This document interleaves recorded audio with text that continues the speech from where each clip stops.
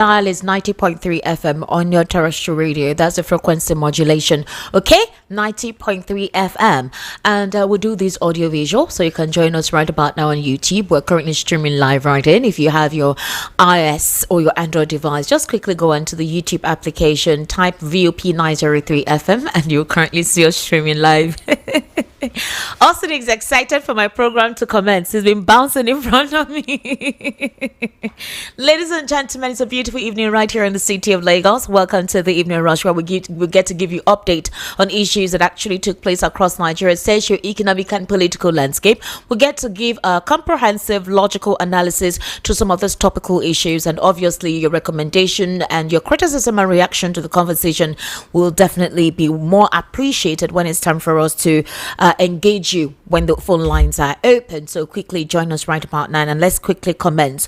So I'm going to start off, as we do know, the situation is what is trending about this Comfort Emerson. I'll be speaking with my analyst this evening. What exactly is his take on what transpired? We are getting updates and what the optics look like. I and Chema Innocent discussed it during the World News at 6 when we got to hear some reactions of specifically those who were witnesses to the incident, those who were on the same flight with Comfort Emerson, and they gave us details of what transpired. And also we've been seeing videos of the same air hostess or purser of other issues that has to do with her. So the big question is, was the airline right in how they went about the attitude in handling this young lady, and also the reaction of the young lady? All the videos we saw is obviously the optics is not going to favor her, and then there's a comparison between the young lady and that of Kwamwan, who is very popular, who is a close ally and friend of President Bola Ahmed Tinubu, who is a musician, who has fans, who is well loved by a lot of Nigerians, being the fact that he's an entertainer and a lot of persons love his music. So again, there's a comparison about that. We're going to be looking into that with my analyst this evening. Also, another situation is concerning the NYSC. That's a core member, Raye Shure and others went to protest at the NYSC headquarters. They're demanding the release of the core member's certificate. They're saying that she, according to what she said, when she was to go for the clearance, they told her to come back, and later they seized her documents, and since then nothing happened. So all of a sudden she's hearing that she cannot graduate, or she cannot be given a certificate with her set. Well, we'll be looking into the legality of that and what is the truth and what is not, if it is the core member that is at fault or the NYSC. Now, we heard of the prison jailbreak that took place in Kefi. Apparently the Nigerian Correctional Center boss, Nwakuchi, confirmed the jailbreak and said that 16 inmates escaped from the medium security custodial center in Kefi, Nasarawa State, in the early hours of Tuesday after breaching the facility's security. So the big question is, how did that happen? Was the security formation and strategy like? Is it not properly fortified? How could 16 inmates breach security there without any form of collaboration within that facility that enabled them being able to breach that facility? We're going to be looking into it, although he has disclosed that there will be a comprehensive investigation into the circumstances surrounding the escape. And obviously the inmates, according to reports, reportedly overpowered personnel on duty during the breakout, and Nwakuchi has stated that any staff found complicit in the escape would face disciplinary action. Well, I remember during the World News at 6 I said that this kind of thing wouldn't happen without somebody being complicit, somebody from the correctional center being part of the entire facade or the escapade. Well, we'll see how that happens and how that proceeds. We already know that the Minister of Interior recently told us how they went to do a further investigation into the situation with Bobrisky. If you recall the Bobrisky scenario, right? Well, some correctional officers were dismissed, some will be facing prosecution, and some were retired. So it was like an in-house cleansing, and we heard an update on that. But the question about this particular prison break case is, would we get to hear an update about that? We heard about the Kuje prison break. We don't know what exactly the remaining inmates, if they were apprehended or not. The Maiduguri prison wall collapse that took place, I think that was last year, when there was torrential rainfall. We don't know if the inmates were actually apprehended. A lot of issues, actually. We'll be looking into that as well in the course of the conversation. Now, if we try to go to the political scenario, for example, in I think one of the states, yes, I think in Ogun State, thereabout, the youth decided to bring down the billboard of President Bola Bola Ahmed Tinubu. It was actually quite a sight. They're thugs, yes, precisely, in Ondo State. They destroyed his 2027 billboards. So a support group within the APC accused unidentified persons of destroying billboards mounted in Akure, Ondo State to promote the re-election of President Bola Ahmed Tinubu. Please, I want to ask, is it official? Is it time for campaign? This is still early on 2025. How come we're seeing campaigns for re-election in 2027? Or is it the state government that is responsible for that? Because the presidency has distanced itself from all of those campaigning for them. And maybe it is those who love the president, those who are in support of the president's continuity, that are trying to show their loyalty and support by all of this. Well, as it stands now, the grassroots movement for Tinubu said the incident came amid an ongoing rift between the independent campaign groups for Tinubu and former Governor Lucky Aiyedatiwa. They had recently opposed Aiyedatiwa's directive that all support groups must operate under a single platform called Ondo for Tinubu 2027. Oyewamide Ujo, Director of Media and Publicity, described the removal of the billboards as deliberate and malicious. But has INEC sanctioned any form of campaign? Why are we seeing campaign billboards for 2027? INEC chairman recently called the current APC as well as other opposition parties to stop this, that the campaign schedule has not been released. What does it mean? Okay, well, I guess only the APC can campaign now, being that the fact that they're the party in charge, so they can be exempted. Meanwhile, the coalition is actually on that conversation this evening. So there are certain members within the coalition who have been invited by the EFCC for questioning concerning corruption allegations, embezzlement, financial malfeasance. How are you opposing the current government of the day where you know that your pocket is not clean? We'll be looking into that as to why is this coming now? Is it because these members are in the ADC? Is it because they're part of the coalition? Come to the altar with your hands clean if you do not want any stones thrown at you. We're going to be seeing into that. We don't know how many of them within the ADC that will definitely be called in by the Economic and Financial Crimes Commission. In the case of Tambuwal, we heard reports that he was approached to join the winning team, and he said no, in due conscience he couldn't. And then after a while, they didn't hear anything, and now EFCC is inviting him, and they kept him in detention. Well, if your conscience is clear, you have nothing to hide, you're good to go.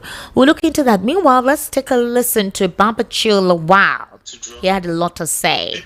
Let's listen to him here.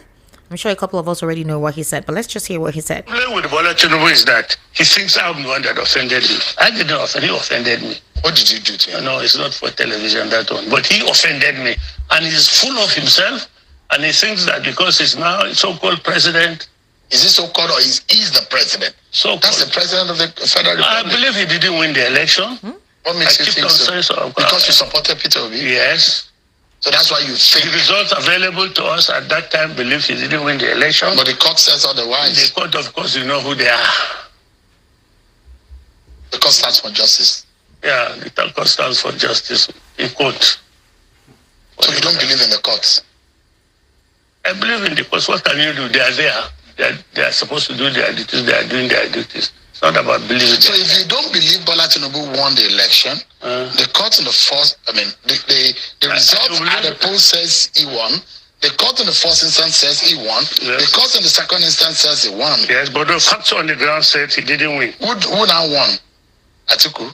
Peter Obi won that election. That came third? According to the result that was announced.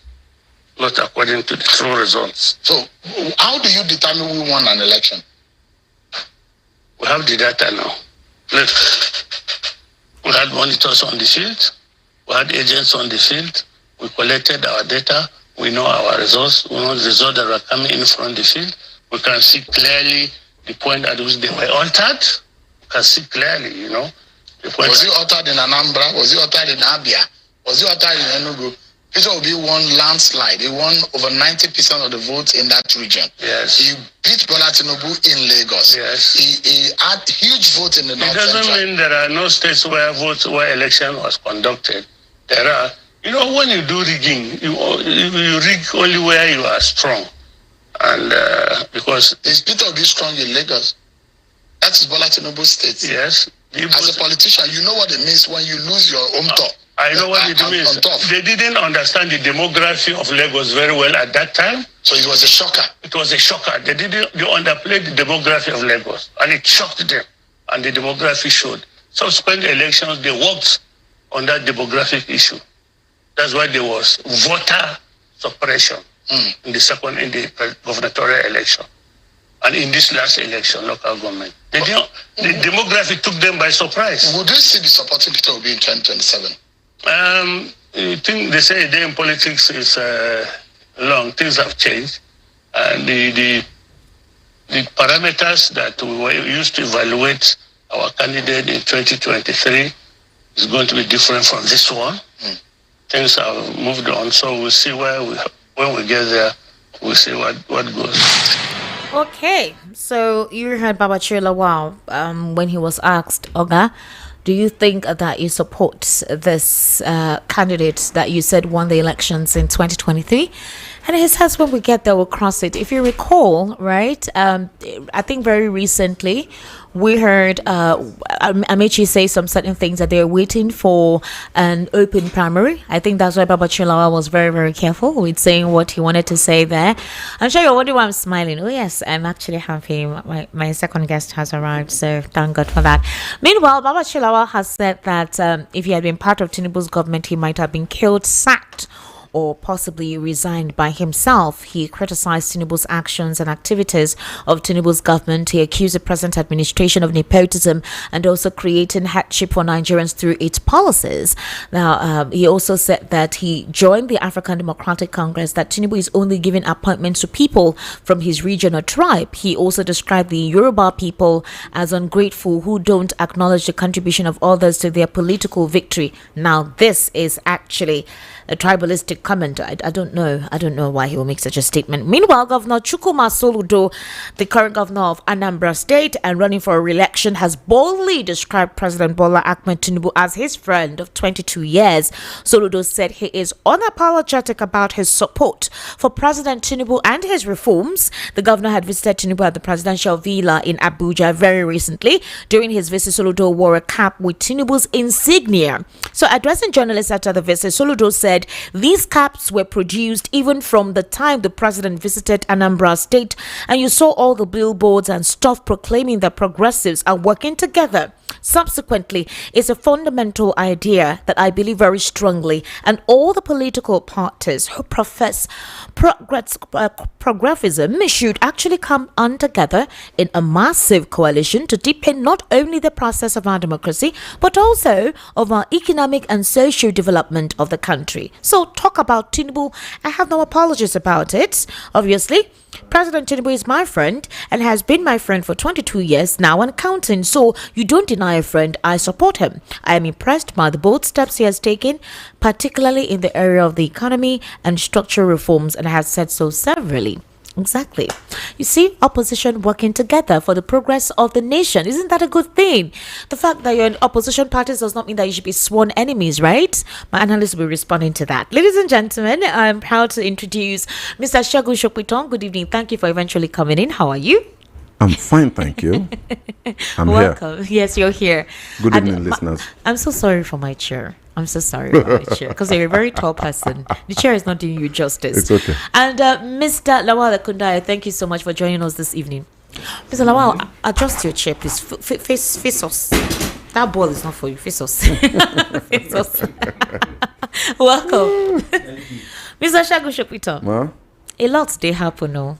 Yes, sir. You know, our beautiful country, drama must always one day, one trouble. Every day. It's a dramatic nation. Mr. Shagun, I want to know what you think about the whole situation with Ibom Air and Emerson. We're getting feelers from those who witnessed the incident, and we're hearing a different recount of what happened on that flight, what the premeditation and what led to it becoming what it became. Yeah. I mean, it was inevitable that we would get a second account. There's always two sides to every story. The videos, the initial pictures, images that we saw were just simply not good enough, you know, especially on the part of the lady. But the stories we're hearing now, you know, would suggest that maybe she was actually the victim in this case. Maybe the only blame that she may have is failing to have a cool head or when it was necessary. You know, there are situations I tell my children, and none of them they're all grown-ups. And I tell them that your primary obligation, if you find yourself in a position of conflict, in a situation, in the public, and for some reason there's an altercation, your first reaction must be to de-escalate. You have to de-escalate. If you say things or do things that will make the other party feel worse, or the emotions, they lose control of themselves, or you lose control of yourself, then you can never control the outcome. And look at the girl is in Kirikiri. I hope she's met her bail conditions now. If not, she's still there. She's still there. So this other side of the story, the only problem I have is there is no way to prove it. That because of the accounts people are bringing. Yes, those accounts. There is no way to prove it. They're afraid of coming out. Why would they be afraid? Afraid of who? I played one of the accounts here. Afraid of who? He said that because of the Raya issue. There is only one person that whose name I've been saying. There is one Tunde Ibrahim. Okay. And that's the only person that I've been seeing an alternative narrative from. No, so you've not listened to the audio? No, I haven't. So if there's another narrative, as long as there is no video, it's all hearsay. All right. Okay. Fine. It's all hearsay. Let me play it so we can understand. Bros, good morning, sir. How's the family? I wanted to drop a message at your Facebook. I actually dropped a message on your Facebook regarding to this Ibom air flight saga. But I just noticed that I could actually send a message to this your WhatsApp number. I don't know if it's the right one to do, but let me just say something in regards to this air flight stuff. Honestly speaking, that lady did not do up to 10% of what I would have done if I were in her shoes. I don't want to elongate the matter. I'll just give it direct to the point where the truth is those people posted what they want everybody to see. They posted the narrative, like they created and painted the narrative that they want people to see, so people could actually pity them, or I don't know how to put it. So you grab. This lady was not insultive. She was not rude. She was not, I don't even know the word to put. The whole issue started from the air hostess. That lady is power drunk. If there's anything like that is the word I can use right now. That lady is power drunk. She's all this kind of Nigerian elders that want everything they say to be done the way they said it, how they want it, when they want it. Because tell me the reason you went to meet somebody. Mind the way I was on the flight.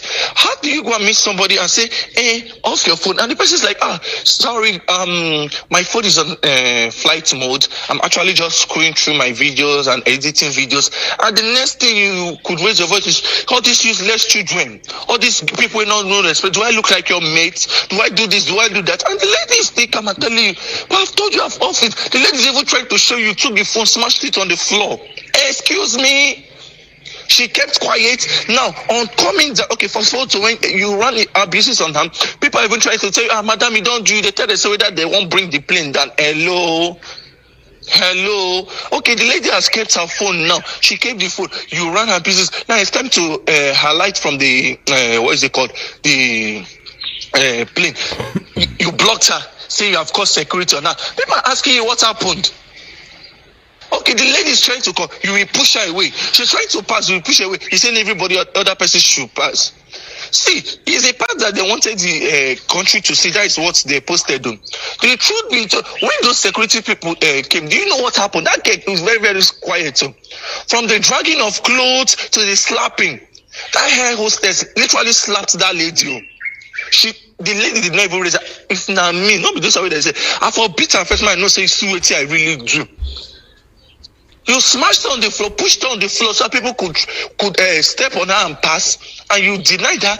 Then when people are trying to, the security persons came, and there was a pastor in the board that was trying to you guys should calm down. This is not what happened. And the next thing that you could cover from your mouth was that you want me to use the man as as an example. Whether you want me to use the man as an example, whether not two of them plan to come bring down the plane. Hello! You insulted the lady. You slapped her. You even went ahead to call her prostitutes and the rest of things. Guy, please, is there a way that you guys could actually, I beg, see, if you get with, I don't know, I want to take, if you do this, my voice must make people hear them, and I beg, I go happy where. But the truth is this, for me to come at Ego hard because in Nigeria matter, you know, see they be, especially how they take do this girl with do NYSC. So after voicing that, at the end of everything, the 77K was being paid. Now they didn't give her NYSC. So I just somehow enter your DM, tell you. All right, so here's the thing. So long as this witness couldn't boldly come out to say that this was, but the thing is that I'm coming. He's about to respond to something. The thing is this: the optics for this young lady was not looking good at all.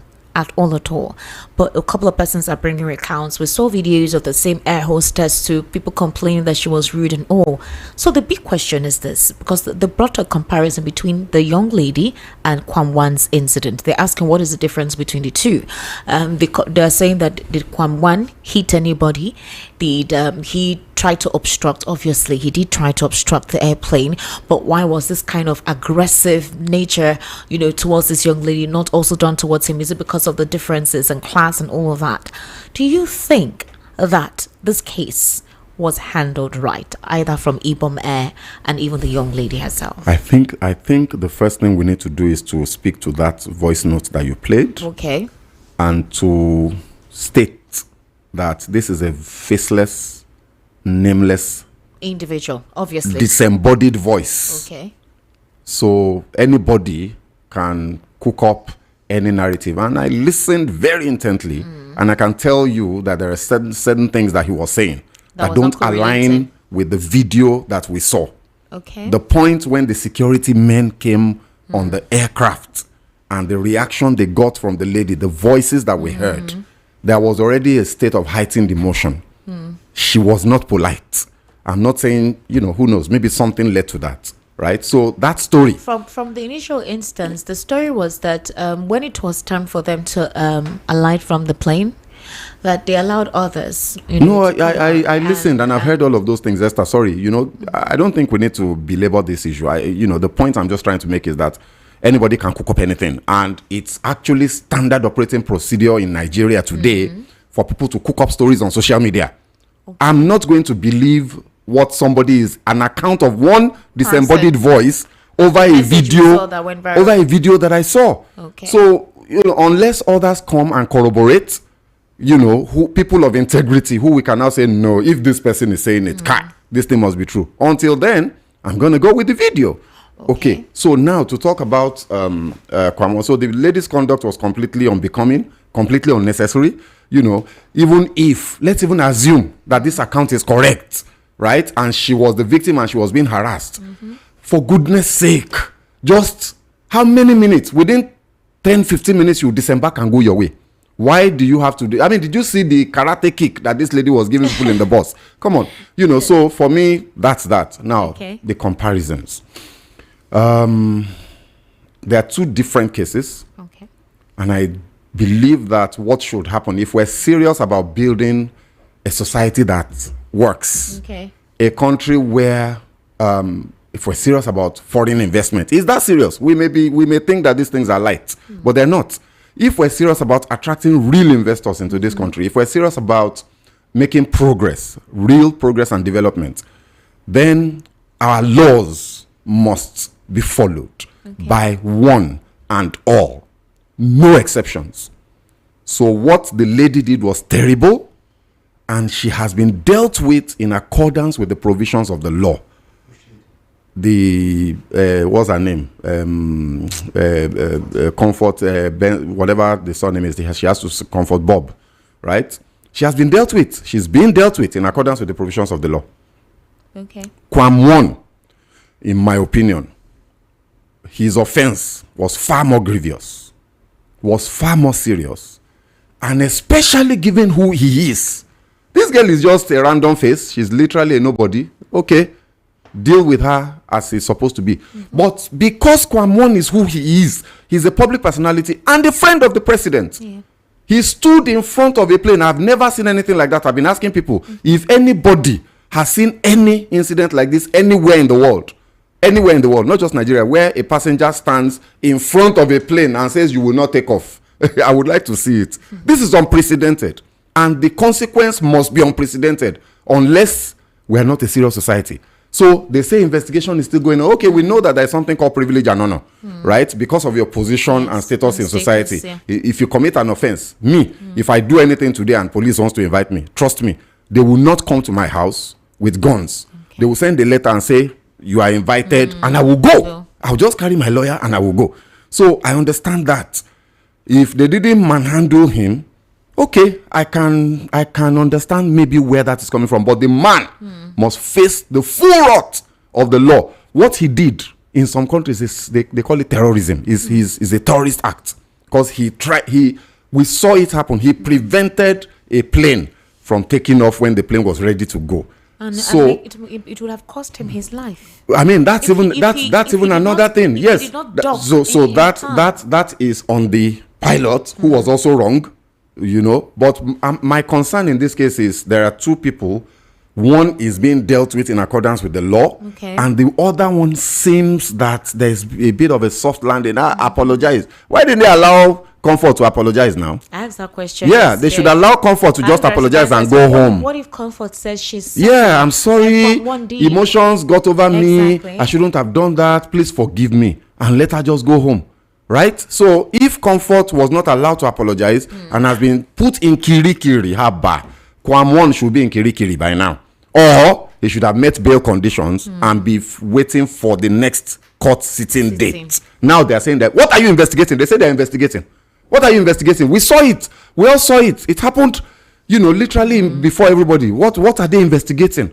So I pray and I hope that they will not sweep this thing under the carpet. If they do, then we all know what Nigeria is anyway. It's a tale of two cities. There are two sets of laws. One for the rich and one for the poor. One for the north and one for the south. One for politicians and one for the rest of us. So hopefully they will break from that mold and prove naysayers wrong. And let there be consequence for Mr. Kwam 1, not just Kwam 2. All right, Mr. Wakondare, please go ahead.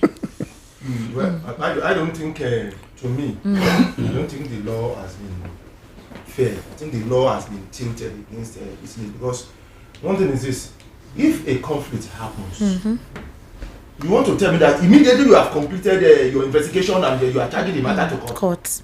I'm surprised. I reminded her. Yes, because if she is in a police station, we say she's in police station, they are doing investigation, they are interrogating, I don't understand how fast that the speed of it. That's why I asked. I said within 24 hours. Second, I believe there's CCTV camera in that aircraft. Because from what I see, I don't think so. I don't think so. No. Are you sure? It's mobile phone. It's a privacy thing. It's a privacy thing, yeah?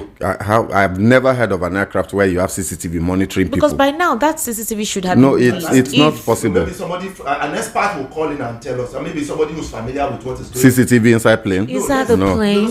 It's possible. Let the expert call and tell us. No, Mr. Lawal, are you they will call in now and tell us. So that is one side of this thing. Then the second side is that we have some people coming up on board and sending videos of what happened. I saw like about 5 videos on my WhatsApp now. And somebody, I think the name, is it the same person that spoke with you? I mean, I sent you that message 2 days something. Which message? The one of that girl that happened. Which girl? You mean Comfort? Yes. Is it the same person that sent me a message? I don't understand. No, because what I'm saying is that... Go ahead. What I'm trying to say is that I saw it on social media. One Tunde A. Ibrahim. Yes, okay, the message. Yeah, it went viral, confirming what he saw. The voice one she sent, she also sent a written message. You can see it. See. He also sent a written message. So for him to say these things, I think it's the law can be. So Mr. Lawal Akondare, so I googled, There are typically no CCTV cameras installed inside Nigerian airplanes themselves. However, airports in Nigeria, particularly the Murtala Mohammed International Airport in Lagos and the Nnamdi Azikiwe International Airport in Abuja, have been actively installing CCTV cameras. So there are no cameras installed in Nigerian airplanes. So please go ahead. Okay, thank you. Now, what I want to say is this. The case involved that lady and another the worker of the aircraft.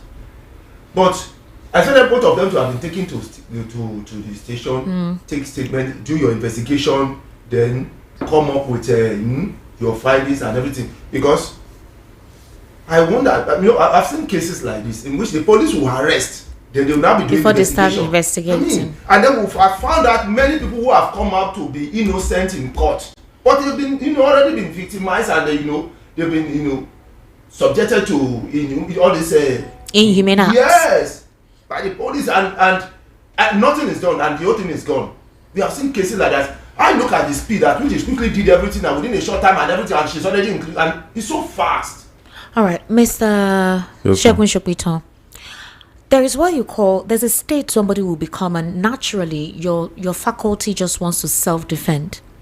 You made mention of the fact that, the unruly behavior of the young lady.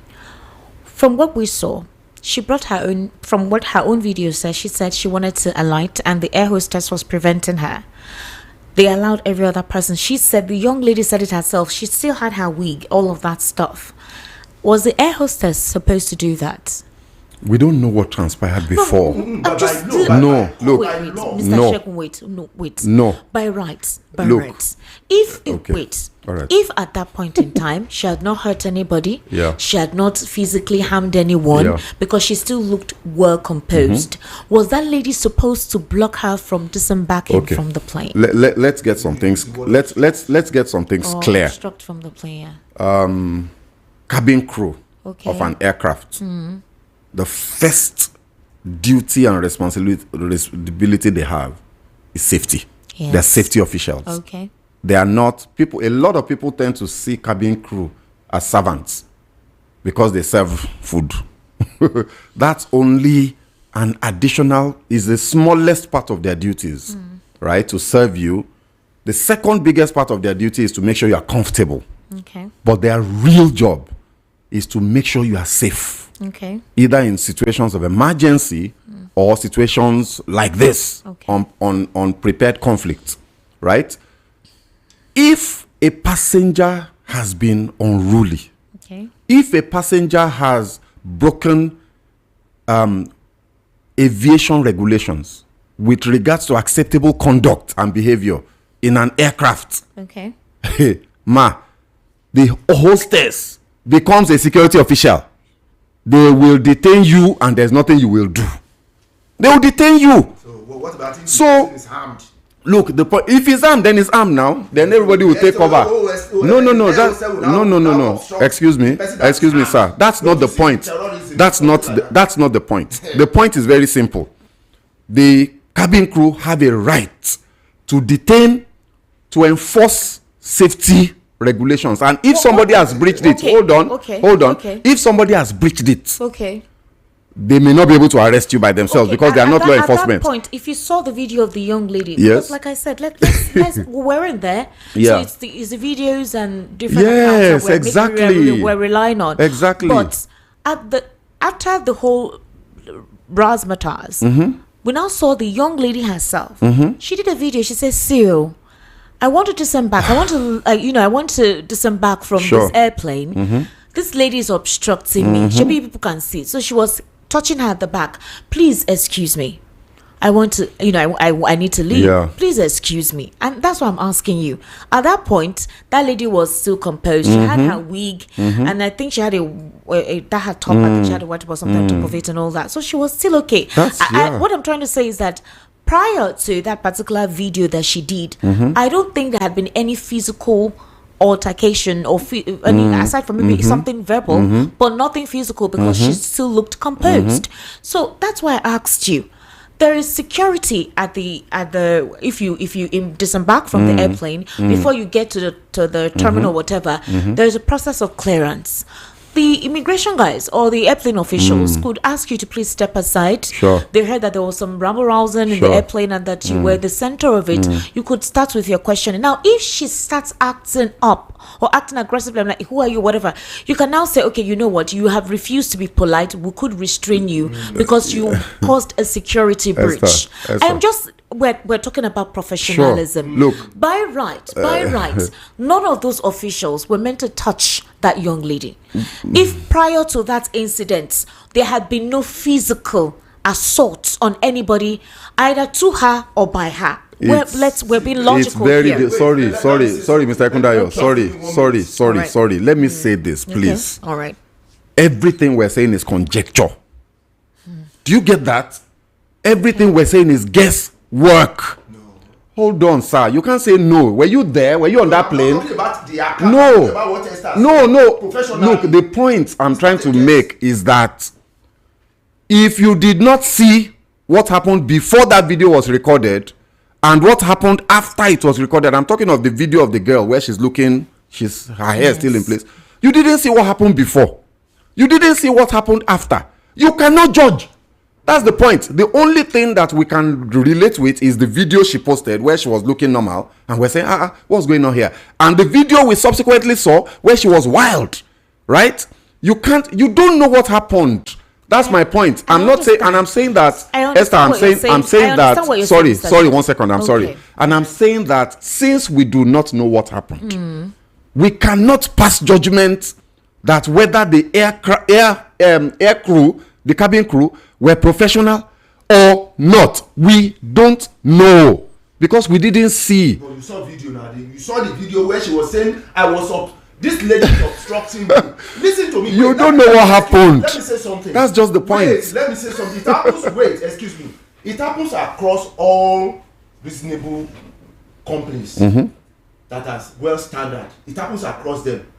One, if you come across somebody who is violent, it is not your duty, to accustom that person. It is the duty of the security. What you need to do is to allow to get the attention of the security. They will come and handle the situation. If you go to a bank, even if a thief enter bank, want to carry the money, want to steal, it is not the duty of the cashier to begin to see how we can get money. It's not your duty. It's the duty of the security. That's why they call them security. Now, there was an incident in the vehicle, the plane. You have already informed the security. The security are already on their way. You understand? Now, let me say you didn't open the plane for people to come down. You say, please wait. There's an incident and the security when they get here, everybody will go and then the people you could just stay on your own. You didn't do that. You block a passenger. That's unprofessional. You isolated her while they allowed others to disembark. That means during the time you are isolating her, there must be a physical contact, because you can't tell me that you are isolating somebody without being physical. Are you with me? You can't isolate somebody without being physical. All right, Mr. Lawal. Excuse me, I'm coming. Then after that, after that, now we don't know, because for you to explain that one, something must have happened. Because if somebody is telling, let me go, and then you didn't allow the person to go, that person can get physical. Okay. That means two of you will drag, or else he will push you and go. You get it? Yeah. Now, we didn't see that because you obstruct. But the security were already on ground. So what is your business as air hostess taking the position of a security person? You've already aligned the security. The police are they are already around, and they will apprehend the person. Mr. Ekundayo, where I'm asking there is something called citizen arrest. Okay. It's in our laws. All right. Let's not misguide the public. All right. There is a provision for citizen arrest. All right. In our laws. If you go downstairs in your premises and you find an irate person breaking the law, obviously, I have the right to try and restrain the person with help from around until law enforcement gets there. In fact, if I can handle the person and take the person to the police will say, thank you, well done, and they will take the person from me. All right. It's part of our law, sir. All right. So let's not, all I'm saying is, we don't... Wait, that's a different matter now. Mr. Lawal, that's a different matter. We don't know what happened. Where I am actually coming from, like I said, nobody is exonerating the wild attitude of, but in that circumstance, you can never tell her psychological state of mind. Like I said, when you're faced with a situation, sometimes people react differently, especially if it's an experience you've never experienced before. It's natural for your body senses to go on overdrive to self-protect, to defend. Most times, those defense mechanisms manifest in different ways. For some people, you look like a lunatic, you look like you're having a psychological breakdown, but for you, you're trying to protect yourself. So the first time, we saw the video, the first one, where everything happened, how she acted and everything. But I'm talking about the video she did when she wanted to disembark, where she looked composed. If you looked at that video, nothing had happened. She still had her wig and the headband and everything. So what I'm trying to say is that for her to have looked that way, we don't think anything physical had occurred between the lady and anybody in that particular cabin. I don't know if you get what I'm trying to say. Do you think it's impossible for her? What I'm trying to say, I'm trying to say is there may have been verbal exchange between she and the purser or air hostess or any other person in that cabin. It's possible. Okay. But it hadn't degenerated to the point where there was a physical fistcuff, where somebody touched her or, made her look a little bit, I don't know if you understand, ruffled. So, in that, from that Esther, point, you don't know. We know. Mr. You're relying on you're relying on the video, right? We both don't know. But I'm saying that one she recorded at that point that she said, "I am trying to disembark. I am being obstructed," and I asked you that lady, did she have the right to do so? Let me ask you a question. Let me paint a scenario. 5 minutes before she recorded that video. Okay. She had slapped 2 people. Scenario. She had slapped 2 air hostesses. Now, because those ones are air hostesses, they say to themselves, you slapped me. Hey, you call security, blah, blah, blah. There was a fracas of some sort, right? And then she came to her senses. She realized she was in trouble. Okay. She calmed down. She put her wig, straightened it, dusted her face, sat down for a while.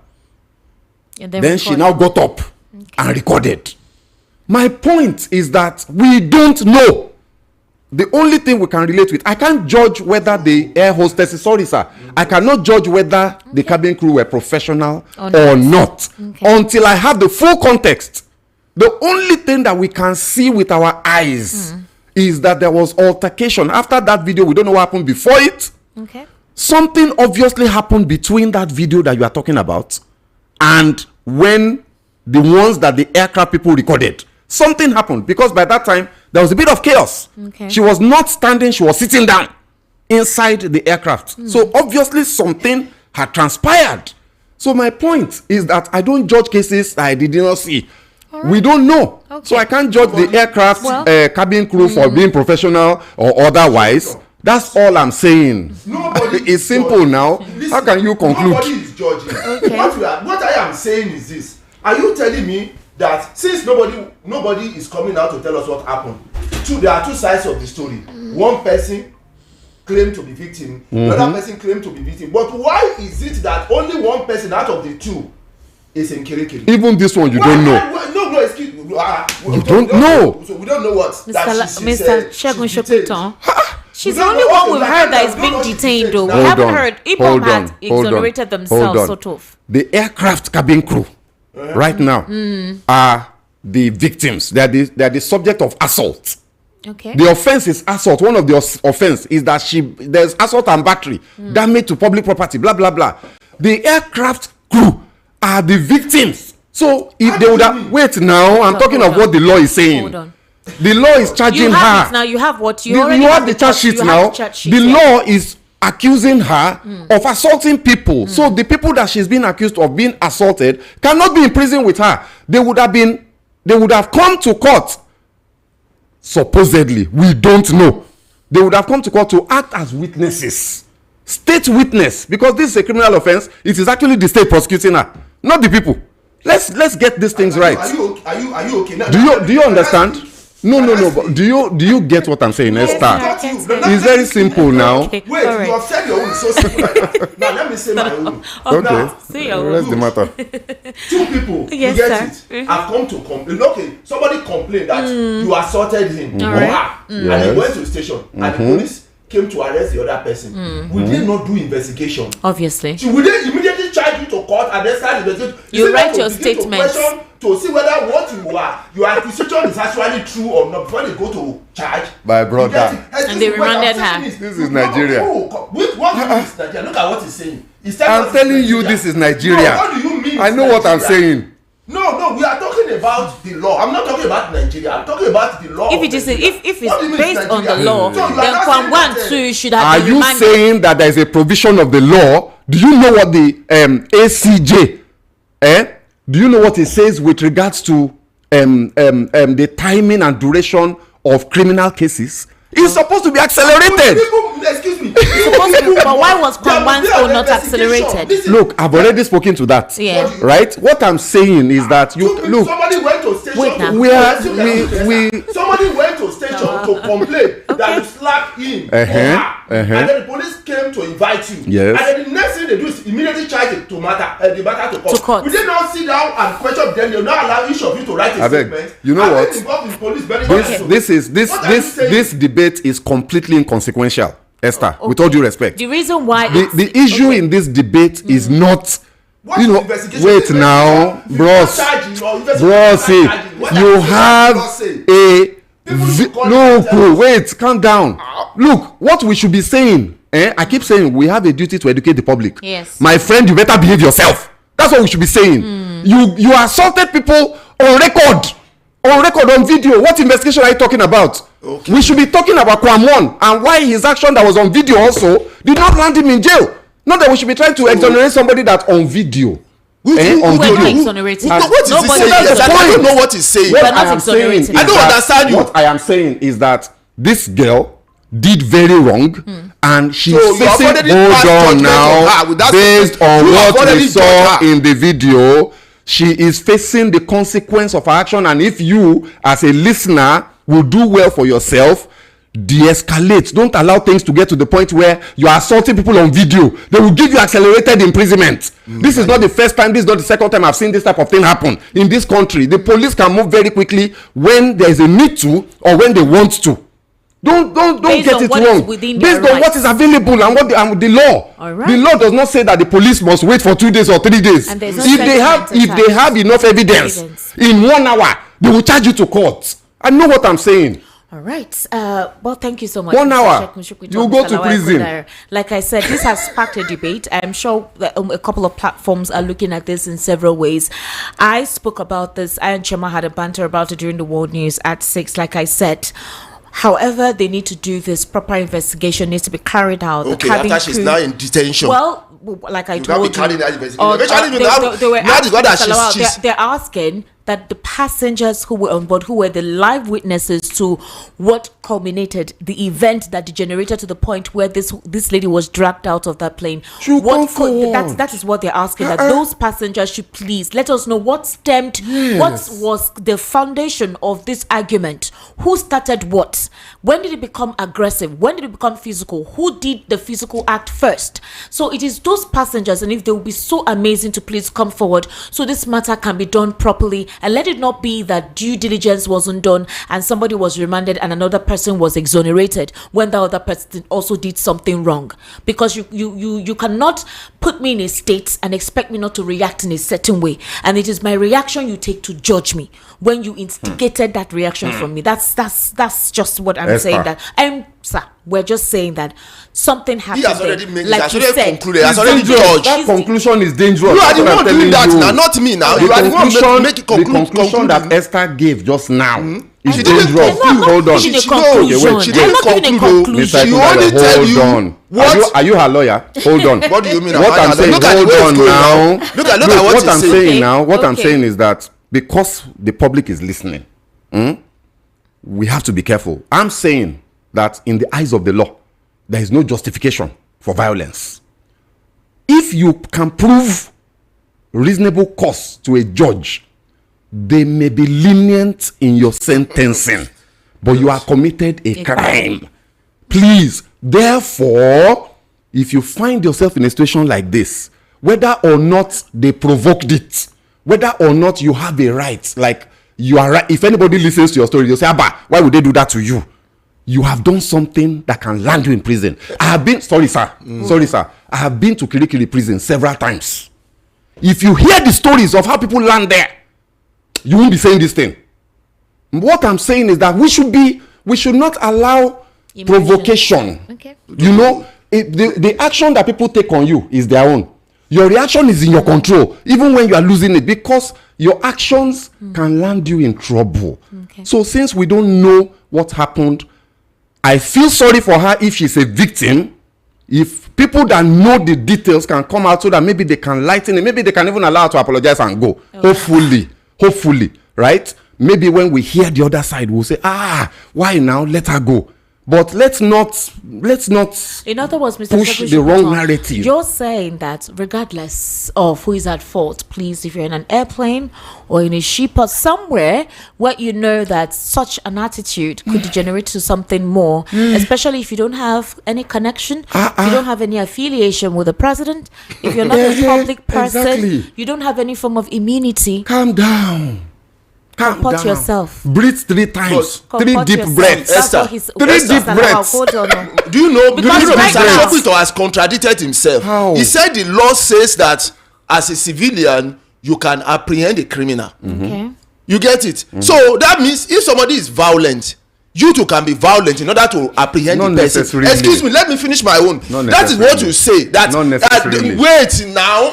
We are quoting the see. I'm just your word is what I'm quoting. Not necessarily. Now, I didn't say what you are saying right now. I didn't say you can be violent. How can you I didn't say apprehend so. a criminal? That means you are going to be violent It now. is up to you. Can you No. tell the wait? It Excuse is me, up Esther, to can you you. tell a criminal? Say please, as a Bros, criminal, please, can you bros. just Wait. detain Bros. yourself? Bros. Allow her to We are not children. It is Then- up to you. Second- Wait now. wait, It is up no, to I'm you. coming. We have Wait. There's another one I want to We- wait. no, we- No. it's 5 minutes past Wait, 8. We need to excuse get me. There's one thing I reaction need to say That's again. all. There's a word that they call affray.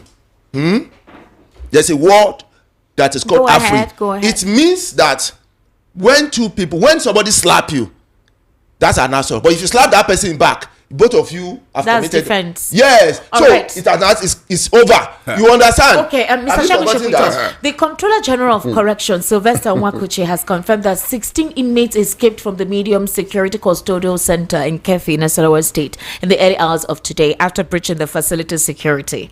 And they also said that they are going to do what you call a comprehensive investigation about it. That the inmates reportedly overpowered personnel on duty during the breakout, and Nwakuchi has stated that any staff found complicit in the escape would face disciplinary action. We've seen jailbreaks in this part of the country on several occasions, or we've heard, even if we did not see. We don't hear any further update on that. I recall when ISWAP did the whole Kuje prison break, they said they apprehended some of them. We didn't see the pictures of those that they apprehended, but more of them were at large. No more. We didn't hear anything more about it. That one was done. I don't know if you recall the Binance guy, Gambarian. You remember that there were 2 of them that they kept. They I don't know how that one disappeared. That one said they were sleeping. We did not hear anything. What happened to the guy? We don't know. Nobody gave updates. Gambarian even wrote a memoir of what he faced in. Okay, that one passed. Then there was a prison wall collapse. Yeah. I think in Meduguri. That was last year due to heavy rainfall. But more than 298 inmates escaped. We don't know if they were gotten back. So how do we know that we're going to get an update on this matter? And obviously, this must have taken place with an in-house assistance. I mean, I think it's relatively safe to assume that we will not get any update. And then if we do get one, we react with pleasant surprise. Okay. Based on the evidence of history. I mean, this you've given examples, and this is Nigeria. And I think one of the very normal things that happens in Nigerian society is that things get swept under the carpet. Okay. Stories disappear, stories cool off, and nothing ever happens. I can start and just keep going on and on and on, different examples. So this has happened. The story doesn't make too much sense. There were no weapons, no bombing, no breakdown of the walls. How did they overpower? How did 16 inmates overpower more than 30 or 40 prison officials? You know, we don't have enough details. You know, I'm always a stickler for going with the facts that are clearly available. So we really don't know what happened. We hope that the truth will be unraveled. Okay. And more importantly, that these inmates are apprehended, rearrested, and brought back. All but right. all we can do is hope. Okay, so let's go on to the ADC. Tambuwal was invited by the EFCC for questioning. He was detained, I think, from Monday evening or so, and they said about 3 other members of the ADC were also called in for questioning. Based on the initial report of Tambuwal, a source said that Tambuwal was approached to support the administration of President Bola Ahmed Tinubu, and he was not comfortable with doing that or so, that they left and everywhere was quiet. Then all of a sudden he was being invited. So the ADC officials are saying there's witch hunt ongoing. All of a sudden their criminal cases, their files are now being opened just because they're not aligning with the president. Do you think that is the case, or maybe their cases have been pending and it's time for the EFCC to revisit it? It is a witch hunt. It is a witch hunt? Absolutely. It's a witch hunt. It's a witch hunt because the timing is clear. Okay. That there is more to this. Okay. However, there's a big however for me personally. This witch hunt story started, I think, became more prominent during the days of Jonathan. Okay. After Jonathan and Buhari came, and all of a sudden everybody was a witch in the Jonathan administration. What I used to say then is what I'm still saying in this matter. It is a witch hunt, we know. Okay. But if you are not a witch, they won't be hunting you. So the man that is being hunted obviously has a file that they had to bring out. Why? What did he carry? What did he take? So for me, I'd said from the beginning, very early days, that these characters are the same now. How can they want to solve the problem of Nigeria? Because you change P to D, APC, ADC. You now suddenly think that you are saviors. When it is the same Amechi, the same, we know these guys. We have no evidence that they stole. So we can't call them thieves. But too many of them have cases with EFCC. True. So how is that person the one that is going to come and save a country whose biggest problem is corruption? People that are having heavy corruption cases on their neck. The Senate president. Why do you think the Senate president is as pliant as he is? Why? Why do you think he's a rubber stamp? So he wouldn't have been pliant. He has file. He has big file. Case. Huge corruption case. So, Oga, you better behave or else. So it's a witch hunt. They are going after Tambuwal because he is definitely an influential face in that group. One of the most influential, if you ask me, because he's a cold northerner. What about Malami? Malami? Who is Malami?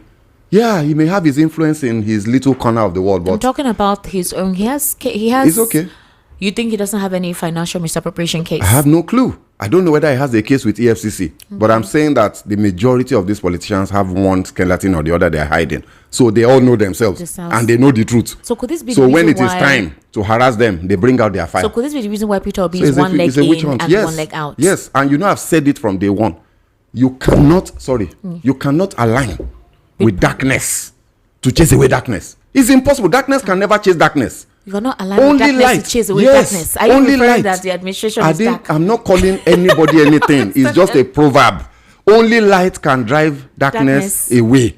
Darkness can never drive darkness. So you can't be a member of APC for 8 years. You were a member of PDP for another 8.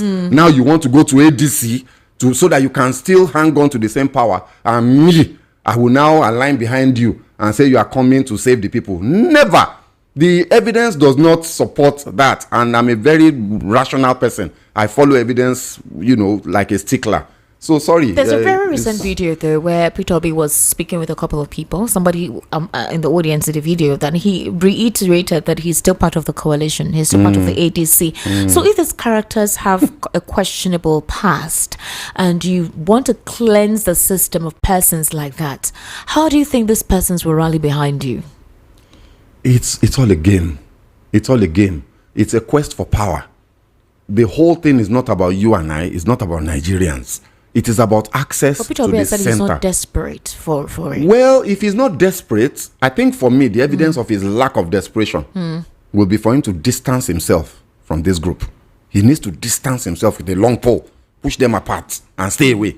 And then rely on his... I think the man himself underestimates his influence. Rely on your heavy, organic, passionate support of the ordinary Nigerian to take you to power. Yes, it will take you to power if you do the right things. You don't need an alliance of... I'm choosing my words because this is, an alliance that we know is the same as the one that they want to drive away, and you think that when you get there, they will allow you. Look, if Peter Obi aligns with ADC and they give him 1 term, they allow him to become their candidate, Atiku supports him, and he wins the presidency. I could just look like this. He don't look. His failure will be spectacular. Quote me today. His failure, he will just be another one of the many failed presidents we have had. Do you know in the history of this country, we don't have one successful president, one successful leader? I can't. I'm sorry. The evidence of history tells me that all of our leadership have failed in varying degrees. So you can say this one was not as bad as the others, but we can say this was an exemplary, spectacular president. So Peter Obi, if he follows this coalition, he will just become another one of the many that came and that did the little he could. Mr. Lawal, not do much. I'm coming to you. Now, there's a big red question mark about an institution that determines Nigeria's future, and that is INEC. Recently, we've been hearing revelations of these actors that Peter Obi was robbed of the 2023 win. El-Rufai's son, Bashir El-Rufai, it results we saw it circulate that obviously that Peter Obi won. Babachir Lawal, in a very recent interview, said the same thing, that Peter Obi was robbed. But then towards the end of that interview, he said, they asked him, so are you supporting Peter Obi for 2027? And he said, we'll see. He was doubtful. He said, we'll see. So what happened? What changed? If you were strongly behind him, because he sounded pained with this administration. He complained that the administration was tribalistic and said they offended him or something. It's almost like maybe they didn't consult him or they didn't bring him in, and so he was not happy that he wasn't taken in as somebody needed or something like that. And then all of a sudden you just want to fight the system, but there's nothing categorical. And then you said Peter Obi won in 2027, and you were part of this APC. You were just to the part of the APC. Now you're saying that he won. So you were part of the system that supposedly robbed him out, right? Now you're now not showing any form of authentic support vehemently for 2027. You said when we get to that bridge, we'll cross it. So what does this give us? What's the hint this is giving us? Remember that he's one of the core members in the ADC. What does this tell you? He's hedging his bets because the game is still in flux. We don't know exactly what's going to happen. Atiku is still a very strong force, and there is a very real possibility that Atiku will win that ticket. And if he does, and Babachir has thrown his full weight behind Peter Obi, where does that leave him? Especially if Peter Obi is now no longer in the coalition and Peter Obi has gone it alone. That's if he decides to leave. Yes, then he will find himself in the cold. So he's just a typical politician. He's protecting his bread. It's all about access, really. So he's just trying to make sure that whoever wins, are they there? So he has, positioned. He's a part of the obedient movement. Okay. After the elections and all that, he fell out very quickly. And, he's been speaking positively about the obedient movement. But now that forces are realigning, he is not going to throw his weight either way or the other until he's absolutely certain. And I think that's what he's doing. Based on what you're saying now, is there a sure bet? Because some people think right now that Peter Obi is just hanging nowhere. The Labour Party has not really shown that he's part of them, aside from the Nana Usman. The ADC, the PDP, they're weighing him, but he doesn't. I don't know if he's going to join the PDP. So, do you think that he has time, or he should decide where he stands right now, what party he stands with right now, so that support base can begin to gear up? If I were him, I will take my stand now. Okay. And I'll make it known clearly. And we'll start strategizing. But that's if I were him. I'm not a politician. The man is a politician. So he's going to take his time. He's going to look at the field. He's going to hedge his bets and all that. And I won't blame him. But I'm looking at him with one corner eye like this guy. Are you sure? Because for me, if you say you are not desperate, what are you doing with these guys? Right? Okay. So I think we'll let Nigerians be patient. Let's just see the thing play out, and it will all align, and we'll know where we're going. Sounds like my name. It's your name. Okay. Go ahead. Okay, I should talk generally. Now, see, that coalition, I'm just talking as a commentator, whatever you want to label me. Now, I'm just I'm looking at this thing. That's why. See, when you want to do something, you have to be you have to your intelligence must be working in two ways. Okay. My friends and my enemies. Your intelligence must be working in two ways. You understand? My enemies and my friends. Okay. So you'll be working as you are looking at your enemies. You should also be looking at your friends. Okay. Because those are the two ways. There are times in which you negotiate with your enemy at a point. You negotiate. These are okay. Let's do it this way. Let's do it, because you see there's a stale. If the whole thing is a stalemate or something like that, and then you want to have a headway, you do that. Now, where I see the issue with ADC was that when they were forming that ADC, they just allowed, at a point they just allow so many funny people, you see, to come in, believe that okay, we too want to mass, as many, and that thing diluted that coalition. And that is the problem that the coalition is facing. Now they don't trust themselves. There are some people don't trust some people because they see the antecedent of these people, and they have already invited them, and these people have brought in their structure, and then they are now creating issues. Now that coalition, that's why I was advising them that you don't give up. When they were facing challenges, they believe because we were facing challenges, we need to get people to assist so that you don't get everybody. You have to get people you work with, get a good structure. So by the time you are bringing any other person in, that person is coming to support that structure you have already put in place. He's coming in to support your ideology, your philosophy that you have already put in place. But not you allow such people to be part of the people that will now form the ideology and form the philosophy. They will see themselves as equal to you and they will work against you. And that's what ADC is having. And that's why Obi is now looking like he doesn't have any legs somewhere else. He's seeing all these things and he's trying to be careful. Now, there are still options. It doesn't need, like me, I won't say you should rush now. What's the option? You said there are parties that still need to be registered.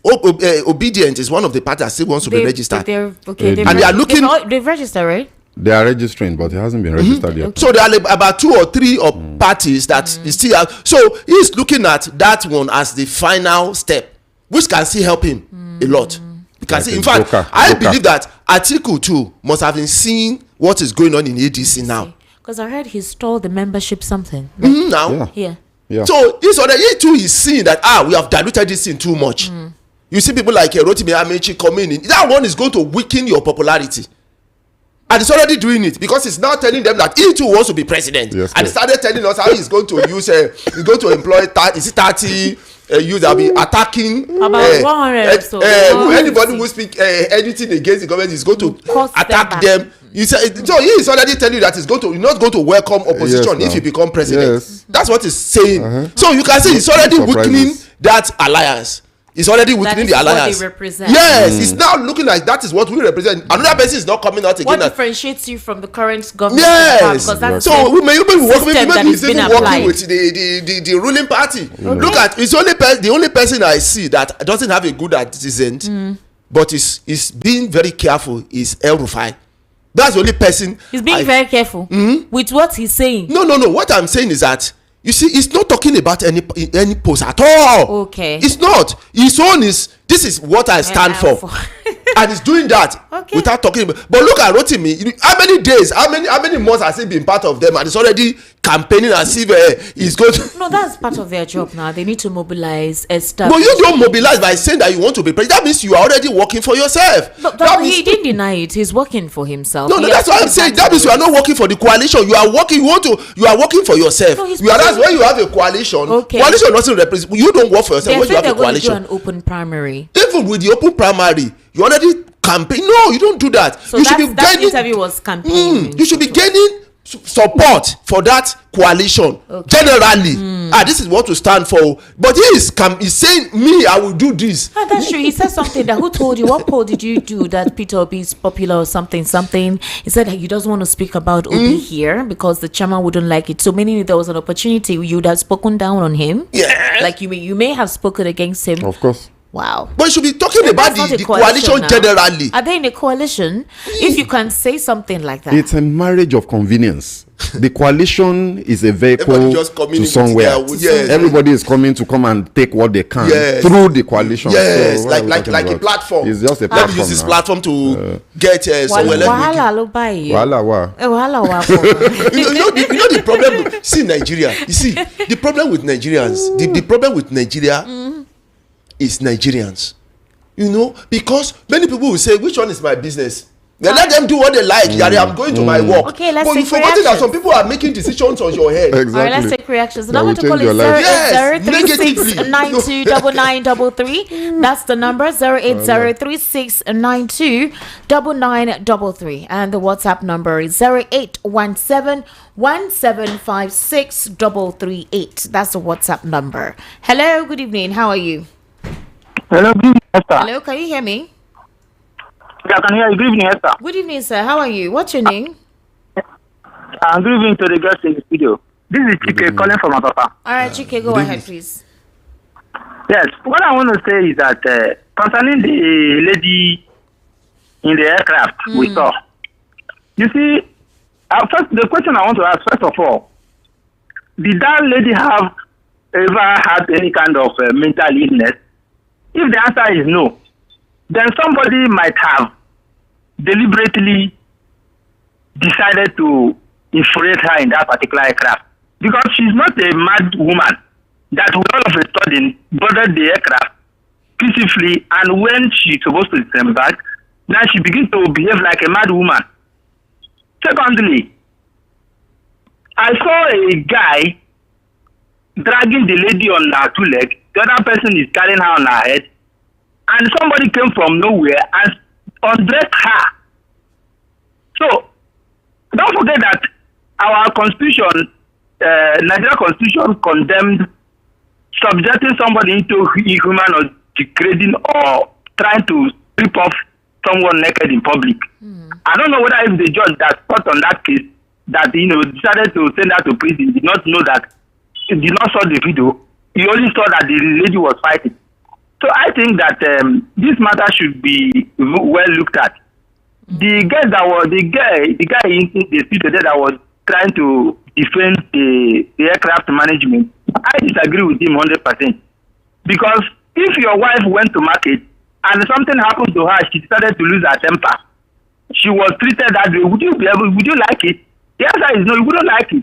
So let us wait and see exactly what happened, because I believe that lady is not a mad woman. Thank you very much, Chike, for calling. 08036929933 or 0817175638. Hello, good evening. Hello. How are you? Good evening. Hello, Esther. Hi, good evening. Good evening, Esther. Good evening. Good evening, Esther, and good evening, sir. Good evening, gentlemen in the studio. Good evening, sir. Go ahead. Can you hear me? I can hear you loud and clear. What's your name and where are you calling from, please? Okay, I was hearing something like an echo. That is right. Okay, so what I'm saying, this is Prince. This Prince Akwachi. All right.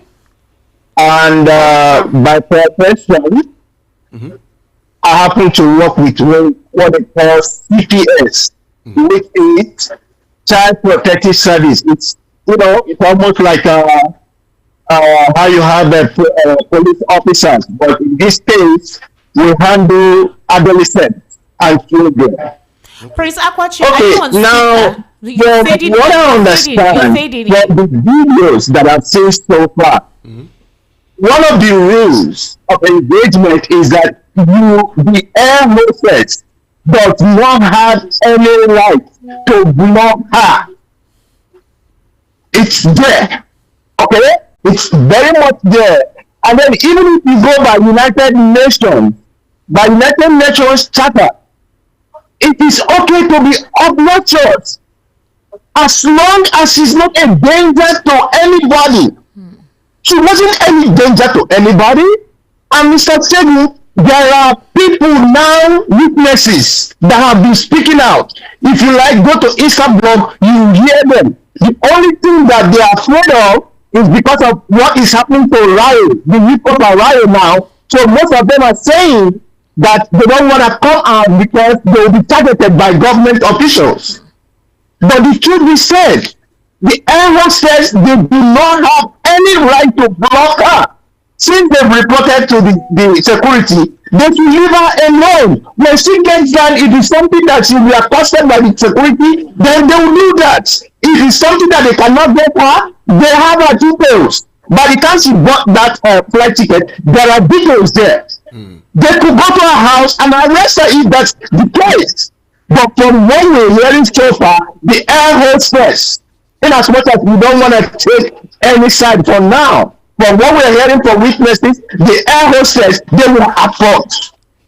Okay. Because she actually placed her phone on airplane mode. Okay, coming to P2B, please, Mr. Shegun, P2B, what P2B is doing right now is that he's talking to people, he's strategizing. If he declares anything right now, believe me, ADC will go and destroy the place again. It's a strategy. And I can tell you confidently that I've heard it from people who matters a lot. And they said what he's doing, he's strategizing and he's doing the right thing. He can talk to anybody. Let the person be a thief, be anything. He will talk to the person. Thank you so much, and thank you for what you do. Thank you. Thank you, Prince Akwachi. Thank you, sir. I think he couldn't hear us. I was trying to ask where he's calling Hello. from. Hello, good evening, sir. Good How evening, are you? sir. I'm not hearing you. I can hear you, sir. Good evening. How are you? Welcome. My name is Obina, calling from Ejibo. All right, Mr. Obina, please go ahead. What did Oshomole commit in airport? Offense. What did Kwanwa offense? What did the Comfort commit? Offense. But only Comfort is in the prison. Why is it like that in this country? What they are doing in this country, I don't like it. Like, if they have treated Oshomole as in treated Comfort, Kwanwan will not commit his own. Exactly. And the Comfort will not do the same. Exactly. Because the first person, they leave him to go free. That's the reason why all this thing is happening. Why our law is working like this for the poor, only for the poor. Please let them release Comfort, or let them hold Kwanwan and Oshomole too. Treat them as they are treating Comfort, because all of them did the same thing. Even Kwanwan own is even more than, because it's act of terrorism. Thank you. Thank you very I much. want to buy shawarma for you, sir. Please, where are you? 08036929933. Hello, good evening. Hello, good evening. Good evening, ma. How are you, ma? I'm fine, Ego Ibo calling from Church Vostok. All right, Ego Ibo, please go ahead, greet ma. the brothers in the studio. Thank you, madam. At the issue, well done, sir. At the issue of this Comfort matter, whenever I heard the story, my anger increased, because that girl, according to the passengers that testified that I had so far, the girl did not look for trouble. The girl is at the state to defend herself. And if I were here, I am here, I will even do more than what she did. Carry my plate, go to Krikri, sit down, chop their kokoro beans, and I will know that I did what is in my mind. What they are doing in this Nigeria is not good. What I'm pleading now, let people that matters, let them come out and treat this issue of intimidation. It's not good. It's not right. Look at how they disgrace that girl, naked her, bundle her to Krikri at the same time. It's not fair. It's unfair. Let people rise, even women. Let them rise. This treatment is bad. All right, thank you very much, ma. People in that airline officials, they did not train them before they put them inside the work. They did not train them. They're supposed to train them. Watch them. Thank you very much. God bless you, ma. Hello, good evening. Hello? Hello. Hello, ma. Good evening, ma. Welcome. Good evening, Sister Esther and Mr. Lawal Kundayo and the other gentleman in the studio. This is Evelyn. Evelyn, where calling are you from Oshodi. All right. I want to talk about the case of that girl that was bundled out of the plane like a thief, which we know that he didn't steal anything. Me, I called in the morning and I asked a question, which I also want to ask you. And I want our honorable analyst to help me to answer this question. What is the offense of someone in this country that refused to off his or her phone in an airplane? I want to understand the offense of that person, be ye man, be ye woman. I want to understand that offense. So me, I really want to know, is it the offense of the person? Is it to naked the person out of an aircraft as if the person is in Evans? I mean, what? I'm not in support of what she did. Yes, we know that everybody condemned what she did. But from the revelation that is coming out now, we can really know that the way these people approach all these young girls sometimes is so annoying. It's so annoying. You want to tell someone, please, ma, can you? This is your work. You're in a public space to meet different kind of people, both the ones that are mad and the ones that are not mad. Please, ma, can you switch off your phone? They have proper way to get out. I'm so angry because they have to naked the girl, show her bobby outside. For what? For what? Someone did the same thing weekend. He came out to apologize. All these celebrities, they were busy posting him up and down. Understand? He reached poor man on now, so nobody agree talk. They bundle a carry and go kri. Please, I want to know what is the crime of someone who refused to off your phone in an airplane. Thank you. Thank you so much for calling, Evelyn. Look, it's aviation, it's civil aviation regulation all over the world. Okay. You are not required anymore to switch off your phone on most modern planes. All right. But if the cabin crew says switch it off, so the announcement they usually give is switch off. But most people know now that you don't really just put it on flight mode. But sometimes when they insist, you are duty bound by law to obey them. To avoid bundling out. So that they don't bundle you. Hello, good evening. Hello. Madam. Good evening, sir. How are you? Good evening. Good evening, sir. Welcome. This is Fortune calling from Edigo. All right, Mr. Fortune, please go ahead. I've listened to this issue at hand that you are discussing, and the two gentlemen in your studio with you, I greet you people. We greet you, sir. Yeah. You see, when you look at issue, we should push sentiment one side. The rule of law is very, very important. Madam Esther, you've been going to Philippines to buy fuel, Adi? Yes, sir. You need to buy fuel. There is a signboard there, a notice there. Switch off your phone, turn off your engine. Those are the precautions warning given to the people going to buy fuel.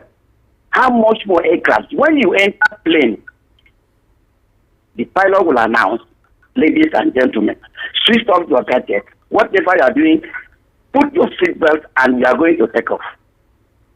Why must that woman, I'm not interested wherever she's coming from or wherever, why must she disobey that warning first?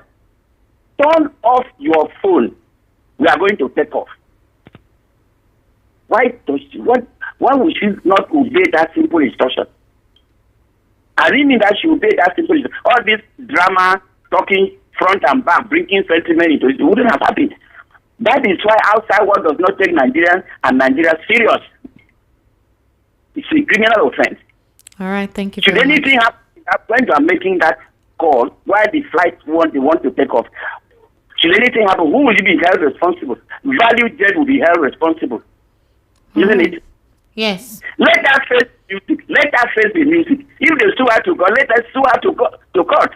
Let her go and face it so that other people, stubborn people in this country, will learn a lesson from there. All right, sir. Thank you so much for calling, sir. Thank you. 08036929933.